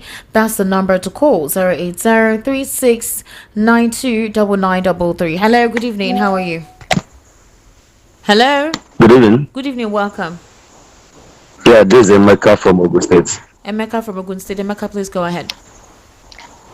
Now, I want to ask, So Nigeria has a constitution that can be so active like this in the case of this sister. I believe that the reason why they rush it so fast is for them to cover the evidence of the damages of exposing this sister, to the whole world, because they're supposed to pay for the assault of exposing this naked of the sister, the whole world. But because it has become a government something, and that's why they just rush it in this way. But the people that have been committing most atrocities, the constitution cannot be active to work. But the constitution of Nigeria meant for only poor people and active in the common people. Why the people that has money, constitution cannot be able to hold them. God will keep on judging this this nation and all those people in the nation that controlling all the things, the corruption. God bless you. God bless you, sir. Good evening. Hello. Good evening. How are you? Hello. Hello. Good evening. Hello, Welcome. good evening. Good evening, sir. Good evening. My name is Ufoma, calling all the way from Mafuloko. Yeah. All right, Mr. Ufoma, welcome. Good evening. I've been listening to your program. First thing, I'm the first time caller on your show, on your own Esther Watch show. Okay. Because I've been following your other lady before you. Precious, whatever. Yeah, welcome. But that's fine. That's gone. To the other side of it, on the first one, they're not supposed to nurture that job on anything, reality of life. Just like what Mr. The other analyst man, away from Mr. Ekundayo. Mr. Shakushipita. No, Mr. Ekundayo. Yes, they're not supposed to nurture that away from that. Yeah. But you're asking that man, there's something you're asking that man. Before that video, you said that girl doing that video on her own, when she was looking so perfect and everything. What has happened at that time? She was looking calm. Why the else they have to stop her? Now trigger now, just like one caller call. Now trigger. If you're not making me pass and you don't want me to pass, then I will put trigger. His mindset. But just made one statement. He said with any condition you meet yourself, you don't put your trigger first before the next person.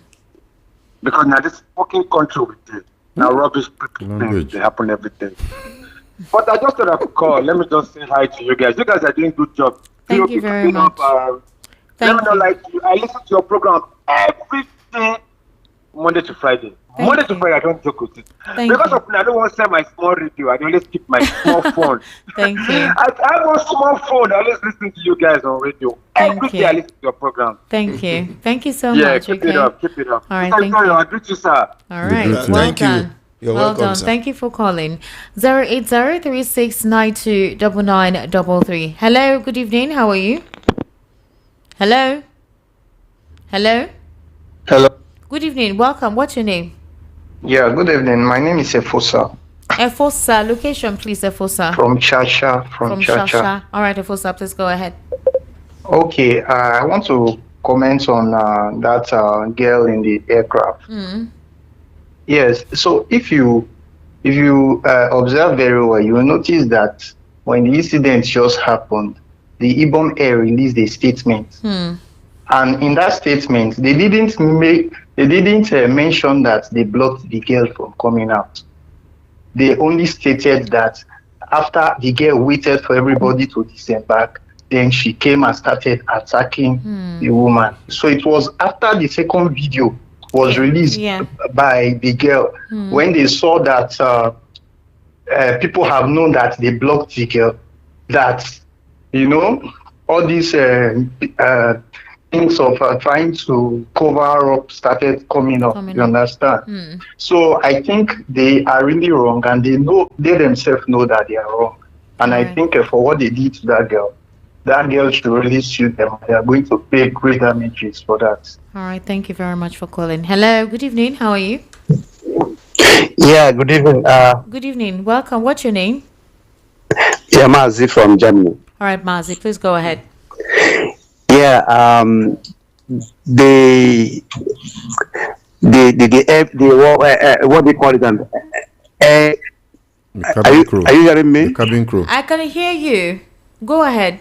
Okay, I mean the whole thing is just absurd because that lady was just disgraced unnecessarily.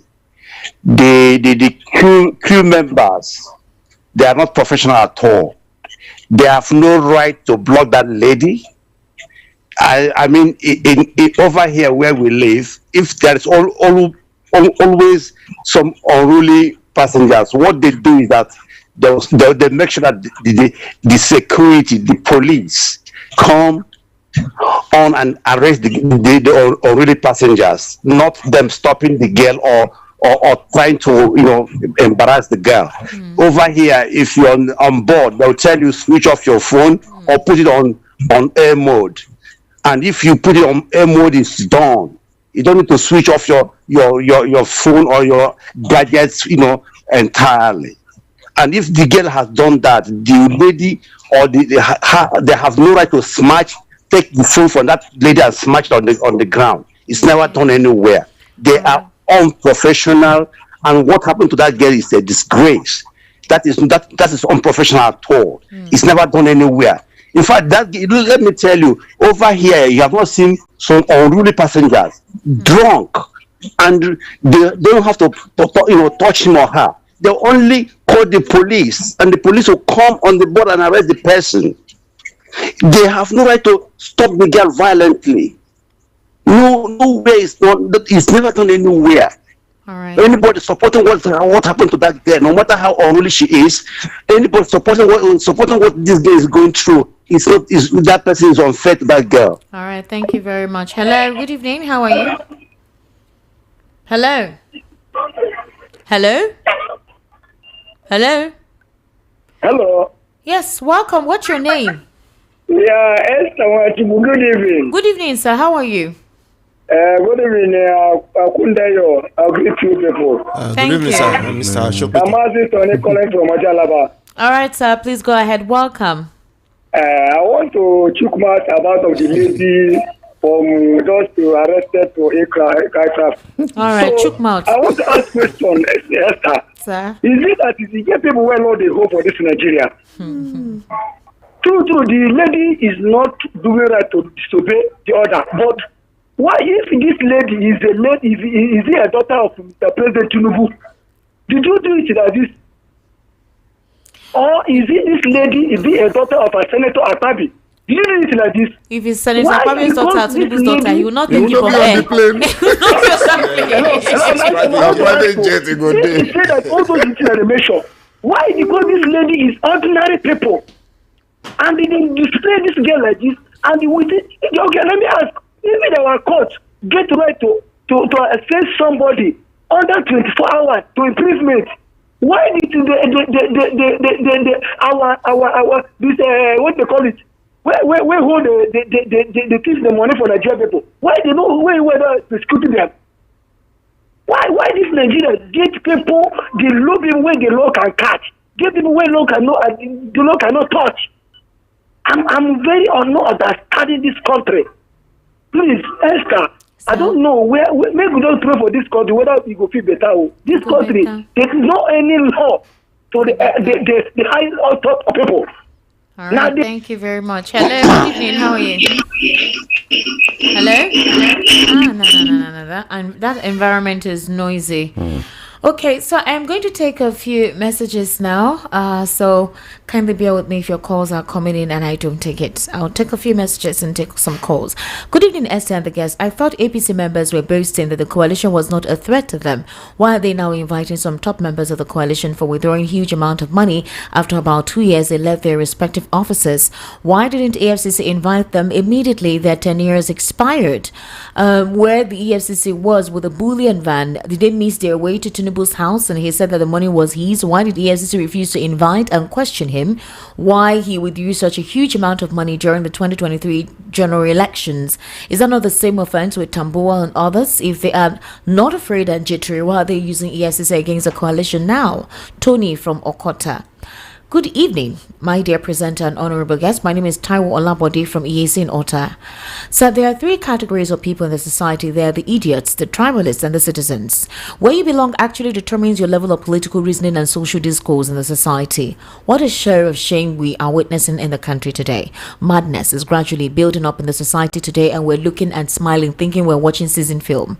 So Nigerians are hungry, angry, and mentally sick. Truly, we have a country, but our INEC, judiciary, and other institutions have been compromised. Our politicians should do the needful and stop complaining about APC. We need a strong opposition to get APC out of power in 2027. We know that APC are working seriously against the opposition and they're not doing the will of the people. God Almighty will save our country from total collapse in Jesus' name. Amen.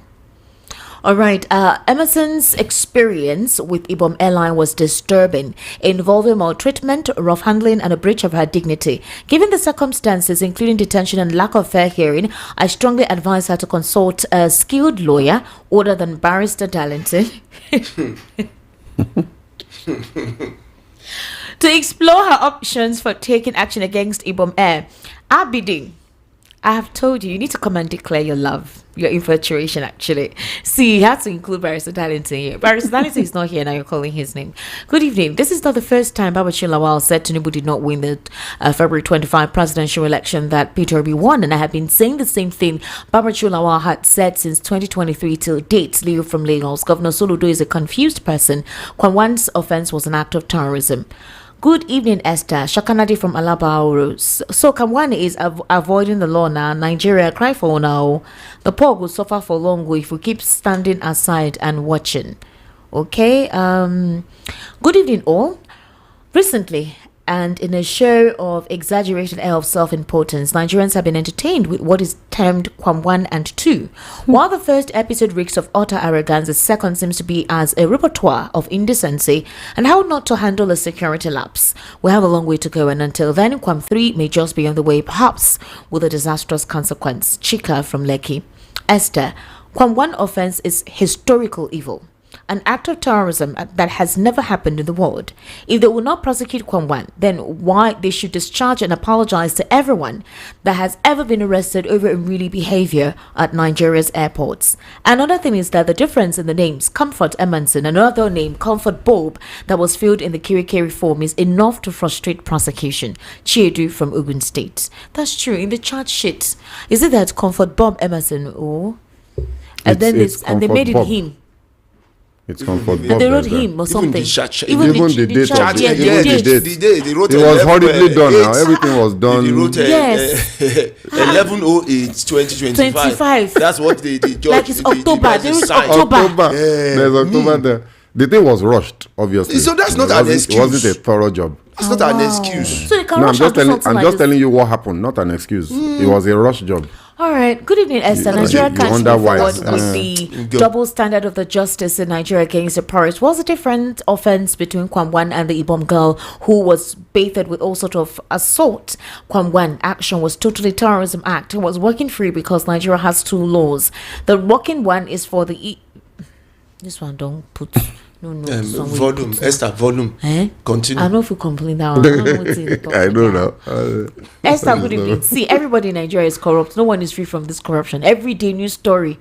Country full of film show. Ikuku from Jakwande. Kuku, my brother. His voice of the people. My name is Rapture. Oh my God. There is a video of the girl telling the hostess to let her leave the plane. But let's listen to the girl's side of the story. This story is one-sided from Ibom Air. All right. Thank you very much, Rapture.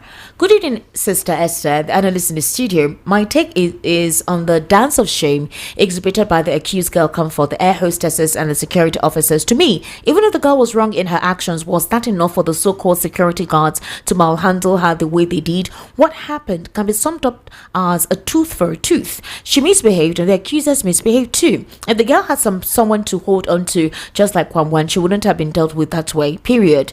Agege from Agege. All right, again, well done. Which of the videos did your guest judge the lady, please? Since he said we cannot judge with the videos because we don't know what happened before and after. Good evening, Esther. Please, I'm tired of this topic. I don't in any way support what they did to the girl is wrong. Esther, use this opportunity to tell gender to wear bra. It's important. I'm Chukwa from Agege. You should be wearing hair. No, you should be wearing bulletproof. You wear bulletproof and this hammer. It's simple advice, yo. Because you don't know the day they will bundle you out of plane and show everything to everybody. That's why it's good to wear helmet and wear shield. Good advice. It's very good advice. Why would you be going out without underwear? Even if it's a very fine. Even as a man. How did you know she's not wearing? Wait, how did you know she's not wearing underwear? Bra is underwear now. Excuse me, wait. Mr. Lawal, bra is underwear. She was not wearing bra. Adjust and improve the microphone of Mr. Lawal. Okay, I think it's done. Okay, this was sent earlier. Mr. Lawal is absolutely spot on. The airline was absolutely unprofessional. Citizen arrest. Did she steal something? Ladies, but to be honest with you, I beg be wearing undies. Anything can happen anytime. Anytime. Like where for to see. Even if your own is small and pecky. Your bra should be made of iron. Should be made of iron. Why the exaggerator? No, because I say anytime you want to wear and you want to go to the airline now, especially not just the airline. You just said that you said when you want to, so that you don't. I say anywhere you are going. No, that's why I suggest that it is for better protection. Wear iron, made of iron or brass. For which I will not breathe or somebody will I don't know, so that you can be well protected. Anything that happens, you nothing will happen. You now lock it with key and padlock. Those security personnel and the air hostess in that IBOM Air has been arrested and prosecuted for the way they treated that lady. Onoha Michael from Greenfield Estate, Ago, Okota. All right, good evening, Esther. I appreciate you for the insights you and your guests are bringing into the IBOM Air saga. As evidence in the shoddy handling of Kwangwan's case, I strongly feel that as a people we have lost it. There can't be any respite for the unfortunate Kwam 2. No, not when the airline, the police, judiciary, and Mr. Shokwiton seem more fixated of flexing their muscles in the faces of the downtrodden. What a country. I've become an oppressor. From Lagos. I've been promoted. This one is in Yoruba. Ìlú Nigeria kukuti for ìgbàlẹ̀ lọ́wọ́ àwọn. Hey, wow, it's plenty, plenty, girl. No, I'm learning Yoruba. That's great. It's good. So, I'm learning Igbo. Okay, fine. I'm learning it. So, good evening, Esther, and our wonderful guest. I don't have anything to say, only that this is the first time Mr. Peter Obi is not the main topic in VOP's Evening Rush. At least let's have a refresh. We still talked about it now. We still talk about us more. Why they vex you? We talked about it. They are so absorbed with the first one because they are thinking this will happen to anybody now. Good evening, VOP. Mr. Shego, what if Kwangwan was slapped, beaten, and urinated upon before he stood before the plane and the camera was switched on from there? Selective justice, you're not always right, sir. Benny Sobejibo is referring to when you said maybe she had done something. That's why I'm agreeing with him. I said, who knows? Who knows? That's why we are demanding thorough investigation. My own is that they did that rush. They did it in a rush. It's what I'm not comfortable with. Okay. Comfort Emerson should be given the full right and support to engage a competent lawyer to sue the airline staff and anyone responsible for recording and sharing her nudity without her consent. Such an act is a gross violation of her privacy, unjust, unethical, deeply damaging. The psychological impact of this kind of exposure can be severe and long-lasting, and it must not be taken lightly. Okay, let me go on to YouTube right about now. We have quite a lot of messages in there.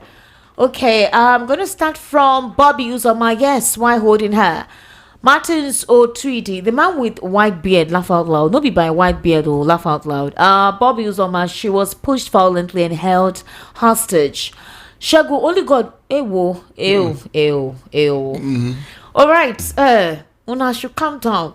Mazi Prince, Mr. Shagu is wrong. Phil Ehi, the girl was not mentally deranged. Something provoked her outburst. The cabin crew did not de-escalate the situation well. Poor and unprofessional conflict management. Kengen, was she not a customer? Is her bag not still there? Can't she be tracked in the airport? Okay, Abaya Fabi says, so you guys expect the hostess to allow the girl walk away and disappear into thin air after receiving numerous slaps, allegedly? Edosa Orobosa, Esther, good evening, and VOP FM fans. Mr. Akuntaya, good evening, sir. Mr. Shagun, good evening, sir. But Mr. Shagun, tell me, they pay you for all these things you are saying that at all? All right, Bob Uzoma says, Mr. Shagun must have been paid. Well, you guys, somebody doesn't align with your train of thought, doesn't mean that the person has been paid. Passive income. Oga Shagun, if you claim we don't know, how about the voice notes we just listened? Bobby Uzoma, okay. Okay, all right, okay. Abidin, okay. Shagun is making a very good point. This is EKOB. Obaide Margaret, Mr. Shagun, if this lady was to be your sister, will you be saying all this? My sister will not behave like that. What are you saying, self? Okay. What are you saying? Chinedu, okay. Is there a full video of the whole? I will beat out myself. Nonsense. You should go and I will report you at beat the out station myself. Okay. When they finish beating her at the airport, I will beat her when she gets home. How will you go and disgrace my family name like this? Oh, disciplinarian. Okay. Is there a full video of the whole event? Oga teacher, don't teach me nonsense. There is nothing to laugh about. Passive income, all right. Una just back and forth. Abidin, okay. Tracy Jacobin, Abidin is confused. INEC and the National House are compromising. Bamidele, you can't determine if someone is armed until one conducts a thorough search. Remember that a gun is not the only instrument that can use to cause harm. Christopher Adedayo, given the nature of politics in Nigeria today, there is no way Peter Obi can win a national election without aligning himself with a coalition. And anyone supporting Tinubu should go and check his or her mental health. Ozo Obinwa. All right, you guys, thank you. I think I'm done with YouTube. All right, let me take one more call. Hello, good evening. How are you? Okay. 08036929933. That's the number to call. All right. Hello, good evening. How are you? Hello. Hello, welcome. What's your name, please? Hello. What's your name? I can hear you, sir. Good evening. Hello. Welcome. What's your name? Good evening. Good evening. Good evening, sir. This is Adinaka Chukwu. I'm calling from 7 or 8. All right, Mr. Odinaka, please go ahead. My own case is for that girl being in prison now. I'm not happy. I'm not happy. The husband being, and that man is just talking. What is down? All right, thank you very much. This person says, please, how can I see that girl? Her orange is clean and fresh. I'm telling you the truth. Can you imagine? Good evening, Esther, Mr. Ekundaya, Mr. Shopington, Solomon Asika from Mushi. My take on Comfort Emerson is that she is a victim of circumstance, and the woman blocking her from alighting from the plane, from her posture, she's an elderly woman, and she was one who escalated the matter. I know if she has a daughter, her daughter will be older than Comfort Emerson. Esther, pray you don't meet people who will plot trouble for you and step aside for it to manifest, because Comfort left home not expecting anything of such to happen, and Mr. Shopington is not giving her reason of a doubt for a second. Okay, Esther Ekundaya, read my message. Would anyone stop you from leaving the premises if you haven't done anything wrong, just as citizens can hold a criminal down till the police arrive? Same way a hostess can hold a mischievous passenger down before the authorities arrive. Was it the hostess that also took off her white jacket before she was dragged down? The sentiment and ignorance of some Nigerians disgust me. There are two different airlines and they can choose to sue you. Whenever an incident occurs, Nigerians create a situation by twisting the narrative to suit their bias, thereby trying to exonerate or trade one bad behavior for another. Again, this is a mentality of a lot of Nigerians. They're irrational, sentimental, biased, manipulative, dubious, myopic, and short-sighted. If that girl who acted unruly like a hoodlum was the daughter or girlfriend of a politician, these same Nigerians supporting her would have different views. She embarrassed herself and people are trying to pamper her inanity. If after one bad event you refuse to learn and decide to act your own script, any punishment you get, you deserve. Hey, I need to see this guy's face. This guy, I need to see your face. I need to see you. I hear you. He just wrote grammar. Like, somebody who's writing a WAEC. He's writing WASC. Or he's writing. He's preparing for Cambridge. The guy. Hey God. Say, I must see you one day. Elocution. He's using also practice for Cambridge exam. Going out from Okafa says iron bracket, Mr. Lawal. Let me tell him. No mind, we don't beg up. All right, Esther, good evening. I greet everyone in the house. That girl was set up. They want to distract us. Good evening. I have access to Peter Obi. He should get his own party pitch tent with El Rufai and Kwankwaso with few other good-headed people from the north and south. And trust me, his votes will not be stolen again. He won 2023 election but was stolen. Mr. Okorifying is simple. I've been calling, but the call line is so congested. Good evening, my wonderful presenter. Good evening to you. Thank you so much. Sorry. If Comfort can switch her phone to flight mode, she has obeyed the rule in flight. 2, she didn't constitute flight risk during her flight. right. 3, the Ibom Airlines will pay for all assaults meted on her by way of intimidation. You wash the bangles in your hand with mirror. Thanks, Paul from Igondo. Paul, you sound like you're going to be her lawyer. Good evening, Esther. Good evening, VOP. My name is Reverend Dr. Richard Chidi from Ikoton.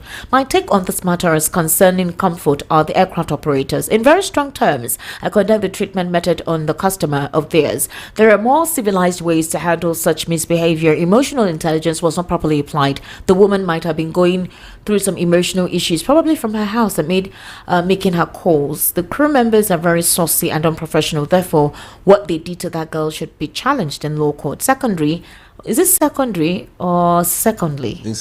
It is a bailable offense and no one gave her the chance to consult her lawyer. That's too bad. A passenger on a plane needs only to flight mode his or her phone and not to off same. Asking her to switch off her phone is the first violation of her rights and freedom, which the crew or her employer should go in for it. Without electoral reforms, we must just be mouth aghast as we have always been. Voters may never be able to elect the leaders. Kwamwan should be sanctioned or dealt with appropriately in accordance with the offense. Or does his offense not apply in aviation laws? Tunde from Magboro. All right. Esther, have you seen Kwam 3? My only issue is a different treatment for Kwam 1 and Kwam 2. Madu Francis from Ilukweju. I heard this Kwam 3 is an old video. It's an old video now. So that's why I didn't take it as Kwam 3. What is happening in Nigeria? What are you people trying to say? You people should ask yourself, is Comfort the only passenger in the aircraft? Good evening. Peter Obi is a strategic player, no name. Ibom Air is being demarketed. Get ready to lose clients. Let the lady take them to court. Elder Dickin Owamafoluko Shudi. And people who, Esther, good evening. The lady was accused of assault on record. There was video evidence of what she did. Once there is evidence, a penalty follows. The actions of the lady was bad. Frank from Egbeda. Okay. In the law. This one long. Okay, let's hear that. Maybe it's a lawyer now. Be lawyer. In law, there is an act called provocation, and when proved to be so, the punishment is milder. A verbal act in a matter is not tantamount to assault. What the crews and law enforcement agents did is very unlawful and an infringement to her fundamental rights as entrenched in chapter. Is it chapter 4 of our constitution? The magistrate charter. Okay, the magistrate ought to grant her bail because it is available. It's an offense. She was granted bail. Detaining her up to October before hearing her matter is a calculated act of intimidation. Her purpose of traveling is if urgent had been denied her. Please, this is injustice and denial of fair hearing and trial. Is it till October or it was a wrong month that they imputed? No, there are two dates there. The first one, I think it was adjourned till that October, while the other one was a stamp. When you receive a letter, you stamp it for that day and write the day to that day's day. That this is when I'm receiving.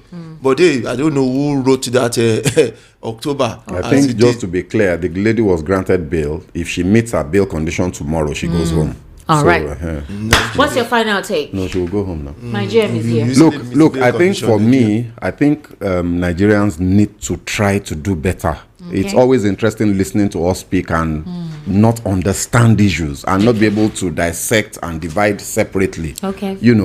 Two things can be true at the same time. The lady did poorly. True. Kwam 1 did very poorly and should face consequence. True. The airline cabin crew could have done better. True. They are all true. They don't have to be wrong. Why do you say that for the airline? They could have done better, but you say the one wrong for the same. No, thing I don't know. That's the point. I can't judge when I don't know. When it's time I don't know. So for me, I'm just saying. And another thing I think we really need to learn to do as a people, my dear people. In the Obodo Unyibo, they teach critical reasoning in school. From primary school, they teach critical reasoning. We need to learn to look at issues as dispassionately as possible. Put your bias aside so that you can judge aright.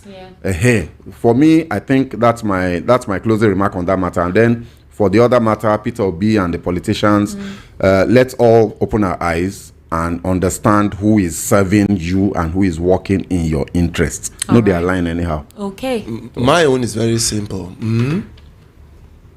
Let the judge, let the constitution, let the law be fair to all. Let us have a level playing. Even if police have heard, they face the music. That's what is done in abroad now. If police, unjustly, treat you. Even when you are in a case and they unjustly treat you, you will still file a case against them even when they have a case against you. It happens like that now. Like you went to arrest a lady, you now mistakenly touch her, or you touch her where you're supposed not to touch her. While you are filing that, she's facing her own case, the police too will be facing his own case for what they did to her. That's how the law is supposed to be. All right. So I am employing the law to be fair to all. That's it. All right. Thank you very much, gentlemen, for coming in today and giving us your diverse perspective to these issues. I sincerely do appreciate it. My name is Esther Wachuku. It's a roundup for us here this evening. ESTIQMEDIA on YouTube. Kindly subscribe. Lawal Kundaya on Facebook and Inside Nigeria with Shagun Shokwiton. All right. Thank you very much for being part of the conversation. See you tomorrow.